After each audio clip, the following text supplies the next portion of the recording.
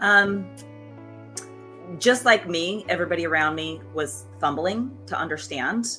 So I am so fortunate to be surrounded by so many people who love me, which I really appreciate. Some things made it harder, like you're saying. One thing my husband did, which was incredible. Again, I kind of feel like, wow, how fortunate am I that this guy picked me, you know? But he would come home at the end of the day, especially when I was kind of going through it. I was expecting my second baby at the time, and I hadn't gotten the proper diagnosis. Medications weren't helping. In fact, I felt like they were making it worse. So it was quite difficult, but he would come home at the end of the day and I'd be in my pajamas and have like 4 days of bedhead, and we'd all be watching TV because was like the most I could do. And that is very unlike me in all of my other operating in my life.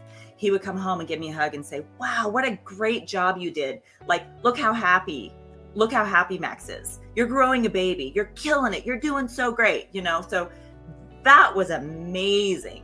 It was a learning curve for him to realize he had to slow his life down a lot, because really we kind of have a joint energy account just with our family. Like we can't operate separately. So that was a big learning curve for the two of us together.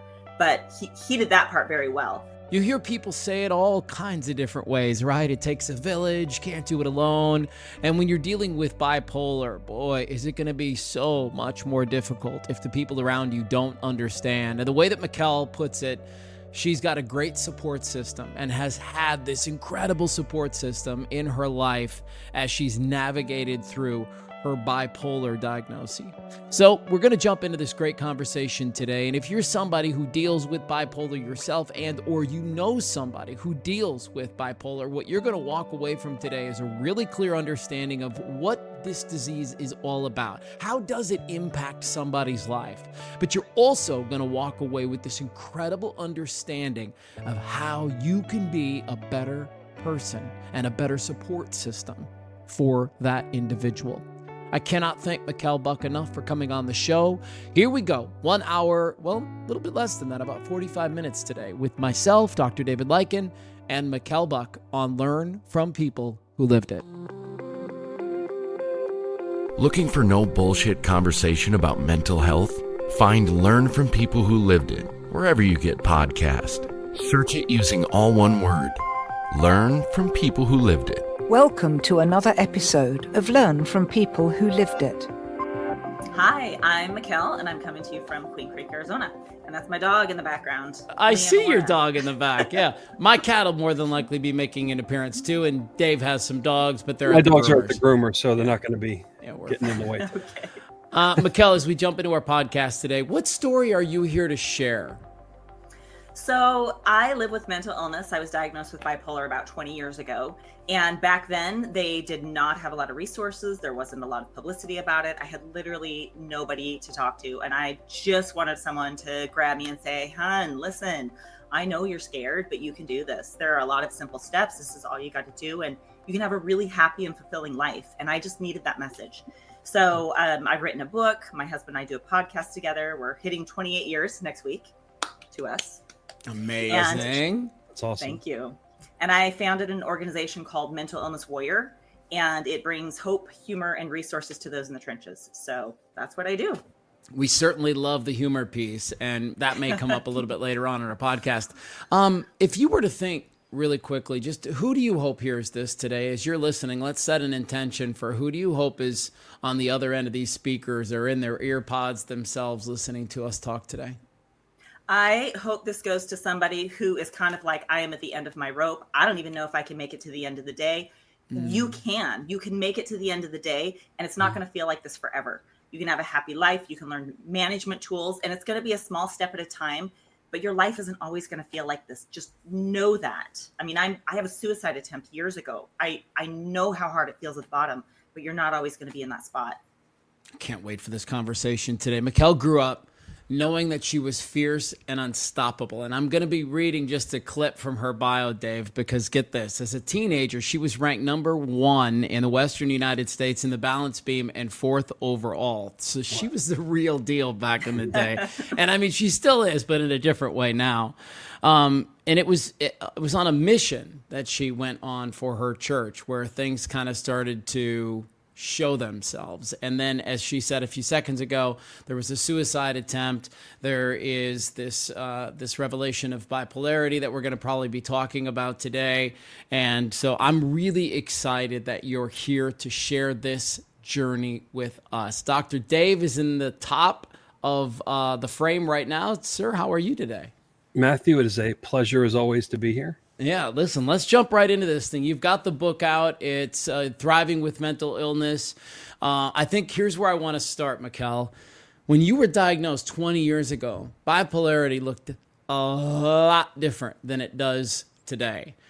In your mind, and Dave, you get ready because I'm coming to you next. In your mind, what advances have we made over the past 20 years? Oh my gosh. First off, just awareness. I mean, I didn't know anybody living with mental illness, let alone successfully living with mental illness. When I received that diagnosis, I mean, first off, I was like, no, I don't. But it's because I was afraid. I was terrified and did not even know if I could have a happy life. And I absolutely can. And I love that there's more awareness today. I think there's a ton of discussion around mental wellness, which is a component, but there's also a mental illness component that, like, they need to work concurrently. So I love that we talk about it now, and that there's so many more excellent professionals now, which I'm so thankful for. Well, that's a natural segue to Dave. Dave, what do you think where do you think we are versus 20 years ago with, specifically as it relates to bipolar disorder? So one of the biggest things that's changed in 20 years is our understanding of bipolar illness as being a spectrum disorder. In other words, it's not just one diagnosis as a one size fits all, but there's a whole range of severities of symptoms, and a lot of them, quite frankly, fly under the radar. What it used to be 20 years ago is you would get diagnosed with bipolar when something dramatic happened and you ended up in the hospital. So you do something that's so dangerous or so impulsive that maybe the police get involved, or your family insists on bringing you into the hospital, to be evaluated. But for things to get to that threshold, it has to be pretty severe. A lot of bipolar illness is less than that, but still causes a lot of chaos and disruption in people's lives. And the longer you live with it untreated, the harder it becomes to treat over time as a general rule. So, as soon as you realize that there's something that's amiss, jumping on top of it, getting treatment early, that's the best path toward having a fulfilling and successful life going forward. It leads me to my natural question for you, Mequell, which is, when did you start to notice that things weren't like okay, or maybe there was something going on that you needed to get outside of yourself to get help for? Or was it like Dave? Was there some big event that took place, or a family member that said, no, we're going to go and get this checked out? What was the situation leading up to the diagnosis? Well, my diagnosis, a lot of people, when they talk about the big breaks, are talking about bipolar type 1. I'm diagnosed with bipolar type 2, which is more of hypomania, and I deal with more depression issues. So it wasn't, I guess I shouldn't say it wasn't. It was a big event because as I was serving as a missionary for my church, I ended up with a suicide attempt. And I came home, 4 or 5 weeks early or something like that. So that was kind of a wake-up call. But also, I kind of grew up, like you said, in the sports world. I have all brothers. All of us went on to compete in our sports in college. So I definitely grew up with a mindset of positive thinking and push through, and there's no problem you can't tackle. And I just kind of felt like this leveled me, and I didn't understand it. So I just kept pushing, thinking it was a mental weakness, or just not understanding what it was. And the harder I tried, the more I just felt like I couldn't find my ground, I guess. There was just no surface under my feet. And so it took me a while, and I got misdiagnosed, which I think is quite common with bipolar type 2, for a little while, and the antidepressants made it worse. So I think that's why I was resistant maybe to the diagnosis at first, because it didn't make sense to me, because I didn't feel like I was sad.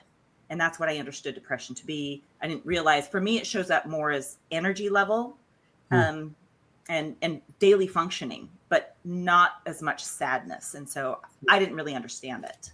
Yeah, I have a few questions that I want to ask. Dave, bear with me on this. So, Dave, I want to ask you quickly, when it comes to medications and with this kind of stuff, that is a touchy subject. That is a tender area because you can get it wrong, right? Like, I know my own story personally when I dealt with depression was I tried 3 different medications, and every single one of them was a total miss.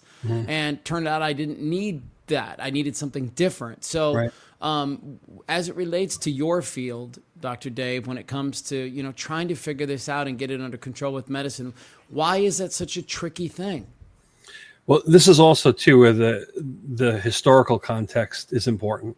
So 20 years ago, I think we were still under the assumption that depression responds to antidepressants.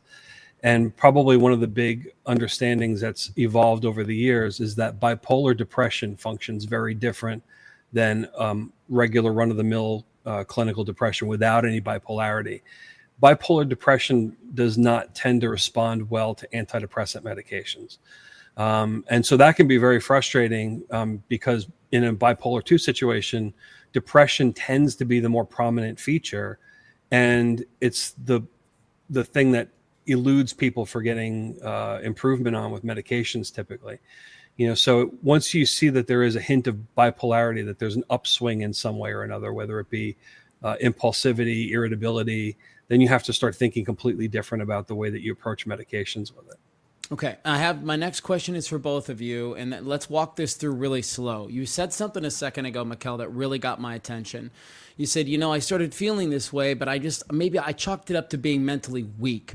And I think that I know there's a lot of people that fight that battle daily, right? Like their head is going one way, and maybe the conversation in their head is, dude, like, what's wrong with you? Wait, shut up in there. Like, get your shit together and like, let's function. Like what is wrong with you? What's going on? And so I want to ask you both to talk about that really gray space there between like, okay, I need to push through this because it's just hard and this is going to require some mental fortitude. And man, there might be something wrong that if I got a little help with this, I would be exponentially better. So I don't know who wants to take that first. Maybe Mequell, you should take it first, and you should tell us a little bit about how you navigated that gray space and then came to be like, okay, I need to take the next step here. It was brutal for me because, like I said, I mean, in my home growing up, every summer we were required to read The Power of Positive Thinking and things like that. How to Win Friends and Influence People. My parents were I feel like a little bit ahead of their time, maybe with some things like that, which I still appreciated their training. Yeah, but it when coming up against this, it actually made it quite difficult for me because I didn't understand what it was. Now I know mental illness is a physical illness inside the brain. And I wish we could call it just brain illness, because I think people will be more open and understanding if we could approach it with that lens rather than mental weakness, which really is, I feel like, the biggest misconception that the public has and that I personally had with it. And it wasn't until I met with my psychiatrist, we were kind of talking about him ahead of time, but I love him. If I wasn't married to my husband, I would marry my psychiatrist. Like, he changed my life more than anyone I know. He was amazing. And he really helped me realize, okay, Mequell, this is a brain illness, but there's also things you can do about it. And I think that was my frustration, is I felt helpless. And that's a horrible feeling, to feel helpless and out of control in your own life. And once I realized there are a lot of things I can do to control this, that's when really I started living well and thriving, which is the name of my book, Thriving with Mental Illness, and our podcast as well. Yeah, here, I'll throw it up on the screen for everybody just to see what it looks like. So when you go to Amazon, that's the cover of the book. Dave, your turn. Let's talk about that gray area there where it's like, some shit's just hard, man, and you're going to need to push through, and it's going to require your perseverance. It's going to need you to be kind of mentally tough. Like, there are things in life that require that if we want to get them done. But we can't do that at the expense of, harming ourselves and other people. So in your opinion, what's the gray area look like? the boundaries oftentimes are very blurry. And until you go through it and figure out where exactly the boundaries are, you're not going to really know. So I think, for people that are struggling with this right now, you can kind of push gently in a direction. And if you find that you're not making any headway, look for an alternative, right? So to me, it's reasonable to say, okay, I'm hitting a slump right now. This is the first time this is happening. I'm hitting a slump right now. Maybe I'm not coming at this with a positive mindset. Maybe I need to take a step back and take a look at, how I'm approaching this with an attitude.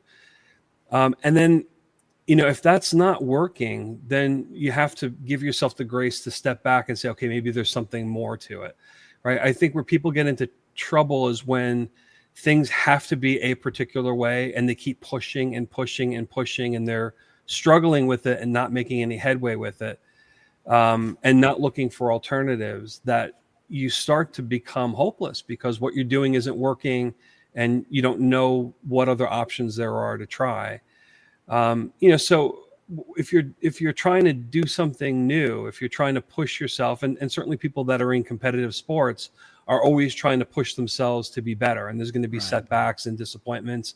And at some point you do hit up against the natural limits of what you're capable of doing, right? And the harder you push to succeed, you're going to eventually hit that limit. And, when do you get to a point where you say, okay, this really is as much as I can do, and no amount of training or conditioning or anything is going to get me much beyond that. And it's okay. Like, that's the other part of it too, is being comfortable with where things end up being, and being happy and content with that. I think that's a tough place to find, especially if you grow up in a competitive environment, or your mindset is toward really pushing yourself to be at that cutting edge. Yeah, it would seem like a next to impossible space to navigate from time to time, right? Like, what is this? One of the things that came to me as you were talking, Dave, and Mequell, I want to ask you this question. I'm guessing that there's going to be people that come to this particular podcast because they too are dealing with bipolar themselves, or they have a family member or a friend who is dealing with it, and maybe they're navigating it. And so for just a moment, I'd like to talk to the individuals who are new to this. Maybe it's a mom who's checking out our podcast, or a dad who's checking out our podcast because his daughter, or somebody he works with, or I don't know, it could just be somebody in their life has come into this new diagnosis with bipolar. What did the people around you get right, Mequell, and where could they have improved? Just like me, everybody around me was fumbling to understand.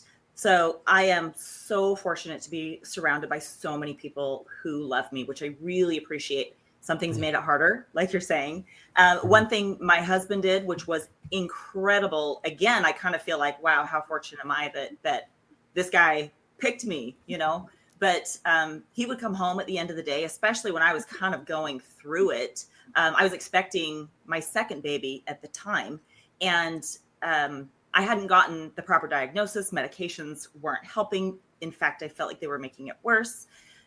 So it was quite difficult, but he would come home at the end of the day, and I'd be in my pajamas and have like 4 days of bedhead, and we'd all be watching TV because was like the most I could do. And that is very unlike me in all of my other operating in my life. He would come home and give me a hug and say, wow, what a great job you did. Like, look how happy Max is. You're growing a baby. You're killing it. You're doing so great. So that was amazing.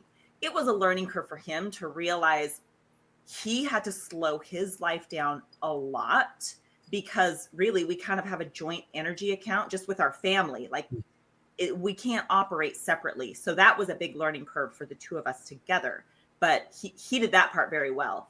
And my other family members loved me so well and wanted very much to find solutions, and tried hard. In some ways that made it a little bit harder because they were very opposed to medication. And I know that everybody lands in a different spot on that. It's tricky for many people. Medication is the only thing that helped me enough to start utilizing the other management tools and therapy and all of these other things. Like, I just couldn't lift the weight by myself. Like, medication doesn't solve it, but it gave me, at least 60% of relief. And then I was able to manage the other 40. I couldn't manage it before medication, but that's what I found in my life. Yeah, I want you to expand on that a little bit, Dr. Dave, because I can imagine that's got to be one of the biggest hurdles, because this isn't something like an infection where you take a round of medication for 2 weeks and then you get to be off of it, right? Like, Mequell, you have to take this medication all the time and seemingly for the rest of your life. And right. that can feel like an insurmountable hurdle. And so what would you say, Dave, to somebody who's struggling to make that choice about, is medicine going to be the thing for me? Right. Depression has a lot of factors that go into it. And especially when you're dealing with depression and you haven't fully fleshed out what exactly you're dealing with, right? So there are genetic factors, right? So depression can run in families, bipolar can run in families. It doesn't always, but it can. Circumstances, if you pile enough stress on anybody, you can get them to a breaking point where they become depressed, and even clinically depressed, like not just discouraged or frustrated, but like actually depressed, where they withdraw and start pulling away from things. So it's external stresses, environmental factors, so there's a lot of things that can go into it. When it comes to a bipolar diagnosis, that is probably one of the most purely biochemical conditions on the whole spectrum of mental illness generally. So if the diagnosis of bipolar is correct, you pretty much have to get into the mindset of, this is lifelong medication to manage. And it's not that you don't do anything, right? Just like you were saying, Mequell, once the medication kicks in and you have a level of motivation and the symptoms are manageable, then you can start like building on it and feel confident that you have a strong platform to build on. Because I think one of the other frustrations that people experience with bipolar, especially early on, when they don't know what it is and they're not expecting the waves to crash on them, is they'll start maybe moving in a direction. And maybe if the manic kicks in and you feel energetic and motivated and you can conquer anything, and you start building on things, and then it gets out of hand and you start making irrational decisions, and then it comes crashing down, and then the depression part comes in afterwards. When you recover from that and you dig out from all the consequences of whatever that episode brought with it, to feel like you have a stable platform and the drive and motivation and desire to build on that again and take the chance of being able to move forward and not doing it worrying that it's going to come crashing down again. That's a hard place to get to, and it just takes time and experience to get there. But I don't think you do it without getting on stable medications to control the swings. Yeah, I think I remember you saying in almost one of our very first podcasts, Dr. Dave, that there's only a couple of conditions where you have to choose the medicine because it's because of this chemical thing that you mentioned. And so I want to ask you, Mequell, when I'm assuming you've found a medicine that works for you. You mentioned the psychiatrist who's incredible, and you've just sort of stuck with it. Have you ever played that game where you're like, okay, I'm just going to take a few weeks off and see how I feel or see how I do? I think everybody does. I think okay. I didn't want to be on medicine for the rest of my life. Right. And so who does? I know. And I worry about long-term, consequences or effects, but I also know my life on it versus my life off it. And there's no comparison. I'm like, what? I'm just going to have to take it a day at a time because my life is real. I have a really good, really happy life, and it's hard. I don't know. I just can't navigate it without the medication. But yeah, in the very beginning, when I started to feel a little bit better, every time I would go off it. And I think everybody does that 2 or 3 times. But now I'm kind of like, that sounds about right. You're doing better because you're on medication. It's not because you don't have it anymore. Right. Can you explain to me what the medicine helps you do? Is it like in decision making? Is it in energy levels? Like, how does the medication help out? For me, because bipolar is just huge cycles, right? And like Dr. Day was talking about, I have the mania. I have more hypomania, which doesn't cause havoc in my life. It just causes a lot of acceleration, I think, in my life. but everybody has cycles, right? There's this normal range right here, and everybody kind of cycles up and down between it. But when you're living with something like bipolar disorder, these cycles are outside the range of management. So what the medication does for me is just bring those cycles within range. And then that's why I additionally have to do the other 40% of the lifting with management, with tools. And that's what a lot of other people, they're already within the range. So, their life is controlled and those cycles are controlled with the same management and tools, but I just can't get within a manageable range without the medication. Okay. The book is in the top corner right there, right? We've already mentioned a couple times. I'll make it a little bit bigger. A Guide to Thriving with Mental Illness. And so let's talk about the other 40%. Let's talk about some of these things that you've picked up, because Dr. Dave, this was the catalyst for her to write the book. She kept being asked, what are you doing? What are you doing? What are you doing? And finally she said, let me put it in a book. So what are the other 40% of things that you have to take on yourself outside the medication? The biggest things for me are just like sleeping and diet and exercise. And I know everyone's like, yeah. And people would give me that advice. Like, well, why don't you try exercise? And growing up in competitive sports, of course, I know that exercise makes you feel better, but I could not manage it. I mean, those swings were so big at the bottom, my energy level, I'd be lucky if I could be standing 2 hours a day. Like, it was not feasible for me. And also I didn't understand the level of control that I would have to have. I mean, I am so strict with my bedtime and with my wake time and with my eating and with my meals, because I've realized the more I control all the factors that I can control, the more I control them, the better I do. So it's kind of life and death. I remember when my kids were little, we were out trick-or-treating with them one Halloween night, and the neighbors had invited us over for, a Halloween party, and it was like 10:30 p.m. And we had said, oh, you know what, we've got to go. And the kids were taken down with a babysitter. So we were, it was just the grown-ups out. And he said, why, do you have a better party to go to?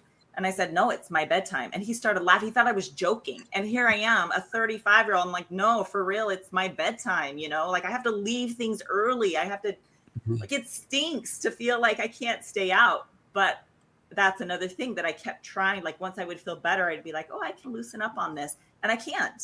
Those are the things. If I'm so strict about those things, my life is so much more manageable. And it's just a cost benefit analysis. Like, I just have to be. I just do.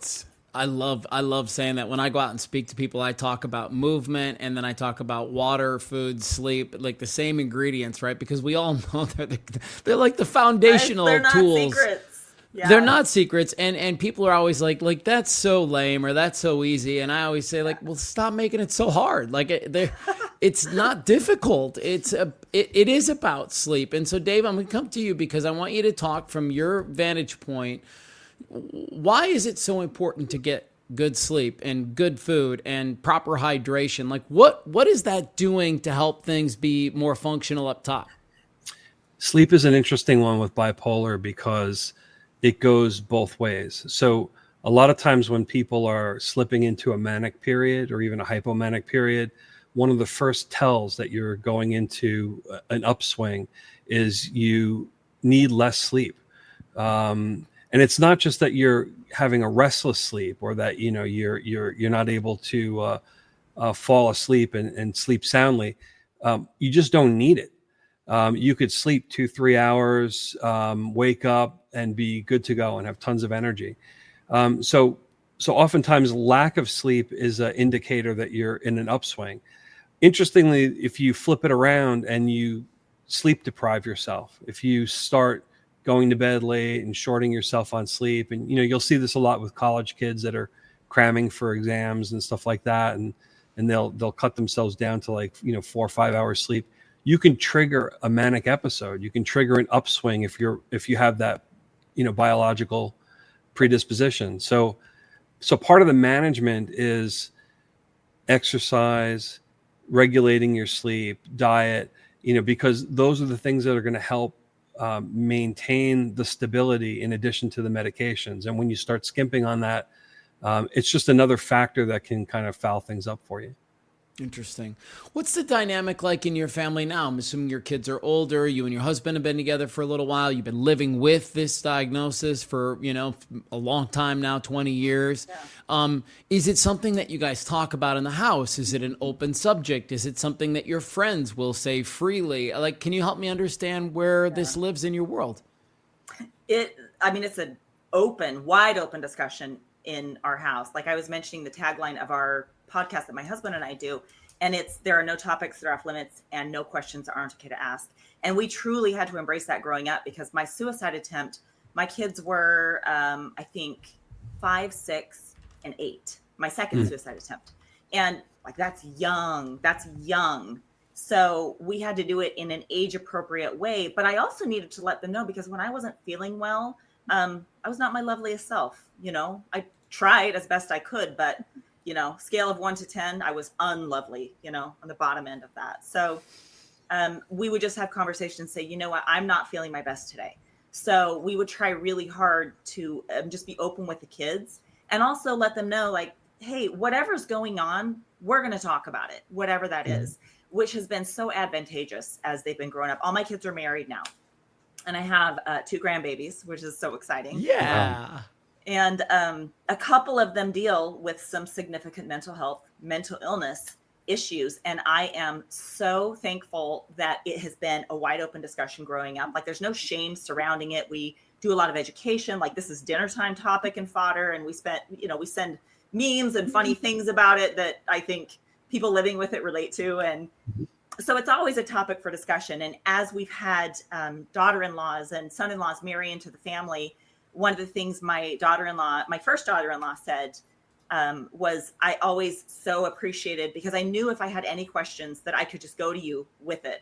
Because when they very first got married, I sat down and said, look, we do the very best we can. Like, I'm going to do my very best to not offend and, to support and show love. But, this mental illness is difficult to deal with. So if you have any questions about it, if you're wondering, like, please come ask.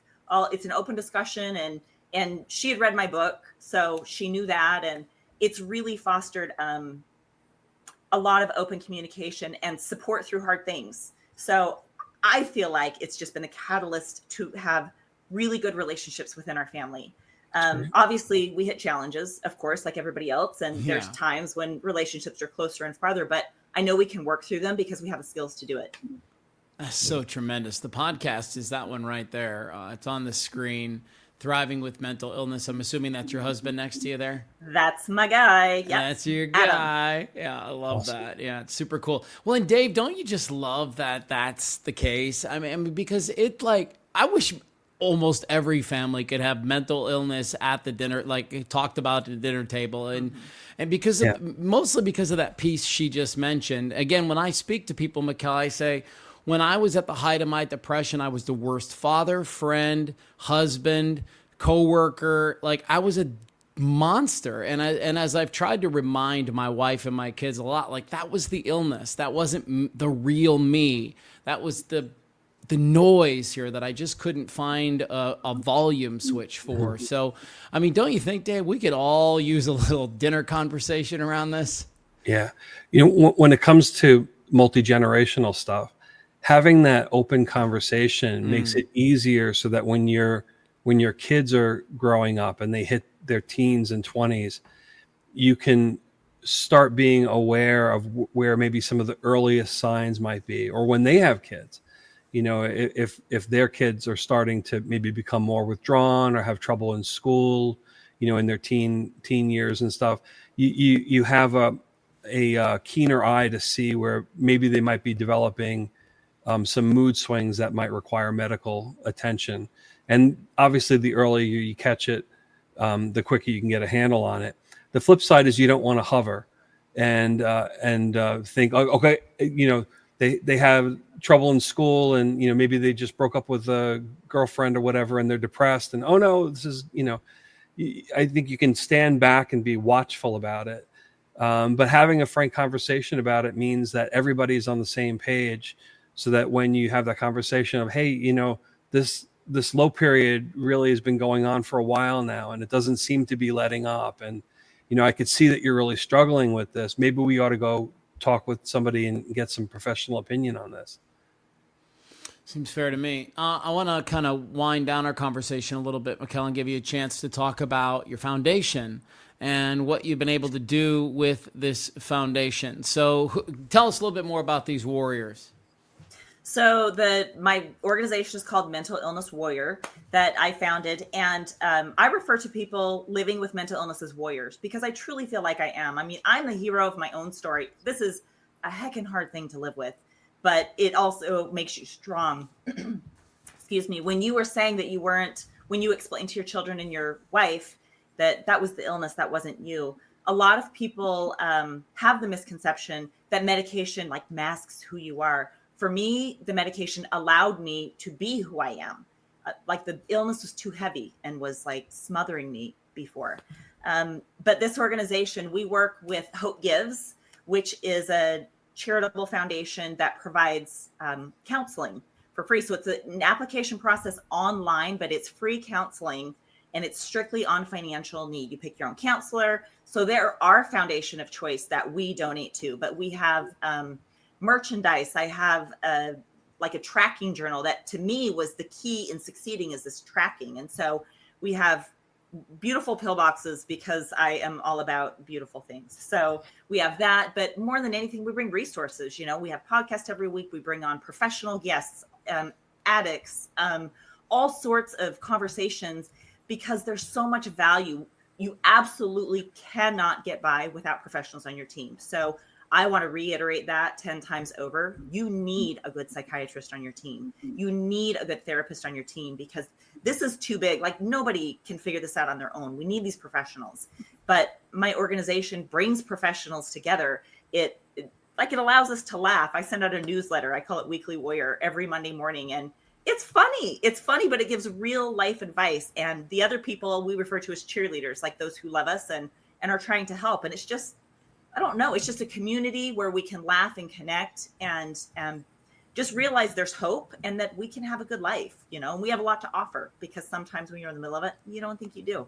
Yeah. Dave, you've talked about that so many times about that humor element, you know, and just like, okay, here it is. Let's have a little fun with it from time to time and just how critically important that piece is. But I'm guessing there's a line there, right? Like, there's a part where it's not funny, so you have to be sensitive to that. But you speak on humor. I'm not sure Dave. where that line is. My sense of humor is kind of inappropriate. In a professional setting, I'm always careful not to joke with patients because you never know how people are going to take it, and they might get offended that they think you're laughing at them. But in my personal life, my sense of humor can be really out there. You too, Mequell? Very much so. I try to gauge on who's like within my family. Yeah. Any topic is okay to laugh at because we've been through it. And Right. I also find that I can laugh a lot more when I'm not in the midst of the hard. When I'm in the midst of the hard, I really dial it back with, the kids or whoever else. But once we're through some of the hard part, boy, do we poke fun at ourselves. So Yeah, good for you. Good for you. Dave, I want your kind of final winding down thoughts on what you've witnessed here. And what you don't know this, Mequell, but, for 20 plus years, Dave was in the chair and everybody was coming to see him. And, it was just constantly like every day was dealing with something else. And now that he's been on this podcast for a couple of years and he sees people like you that are 20 years removed from it and like kicking ass, to use your word, thriving. Yeah. Dave, what do you think about when you look at somebody like Mequell and you go, wow, like look at what's possible? Yeah, I've seen a lot of success stories like this, and bipolar is one of those that if you get a handle on it early, there's no reason to feel like you're going to have an impaired life. I mean, there are, like, if you're diagnosed with Alzheimer's, like, that it's going to be a down spiral from there, right? I mean, there are certain conditions that don't have a good outcome. Bipolar, if you're diligent about your treatment and just embracing the whole situation, there's no reason to think that you're not going to have a good outcome long term. Yeah, there's a lot of reason to be hopeful. And I was thinking about something else, and this is maybe like too little too late to jump into this, but like when you were dealing with your diagnosis, you said you were pregnant with your second baby, and like I would imagine it was sort of hard to pinpoint what was going on because it could have been a lot of things, right? Right. Well, and I tried everything else first because I didn't think it was this one. Because again, I'm like, I'm not sad. Like I'm not depressed. I'm not sad. So I thought it was everything else. And that's why I was just trying to push. And the other thing that I realize is one of my biggest management tools as well is trying to accomplish what I need to, spending the wisest and sometimes the least amount of energy possible. You know what I mean?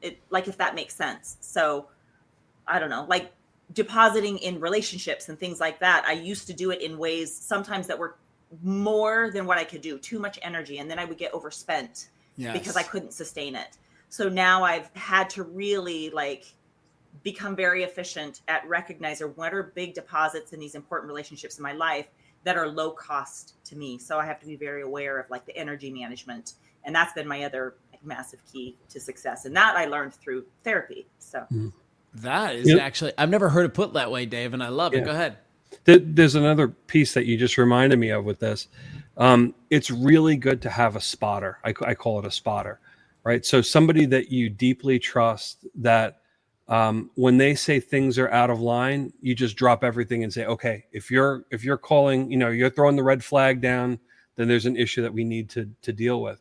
Because the hardest thing for people is being able to view themselves from the perspective of being in your own skin, right? So everything seems kind of normal when you're living it moment by moment.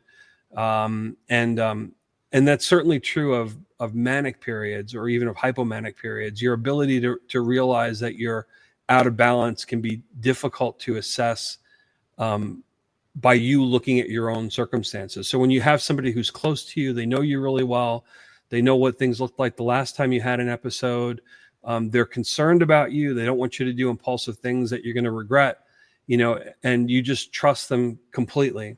When they call timeout, you take a step back and say, okay, we need to take a look at this. I recommend that for everybody who's dealing with any spectrum of bipolar illness. Have a spotter on your team.